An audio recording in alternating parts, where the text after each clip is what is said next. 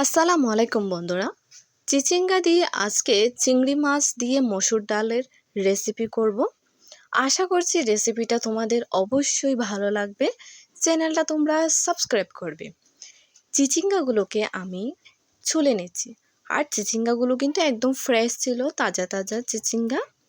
আসলে অনেকেই দেখি যে চিচিঙ্গাকে ভাজি করে ডিম দিয়ে, বা রান্না করলে নাকি শুনেছি নারকেল দিয়ে রান্না করে।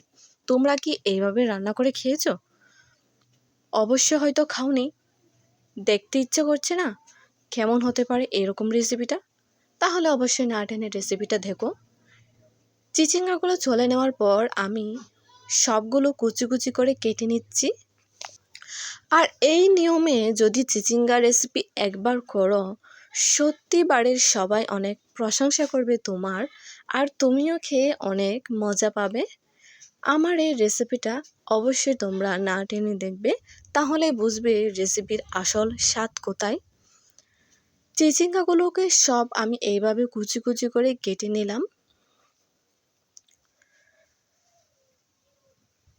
এরপর আমি একটা বোলে চিচিঙ্গাগুলো সব নিয়ে নিয়েছি। এখন চিচিঙ্গাগুলোকে ধুয়ে নিচ্ছি। ধুয়ে নেওয়ার পর এখানে আমি 10 মিনিট আগে মসুর ডাল ভিজিয়ে রেখেছিলাম। মসুর ডাল ধুয়ে নিয়েছি। এরপর দেখো চিংড়ি মাছও নিয়ে নিয়েছি। এ হলো আমার উপকরণ। আর নিয়েছি পেঁয়াজ কুচি, রসুন কুচি আর কাঁচামরিচ কুচি।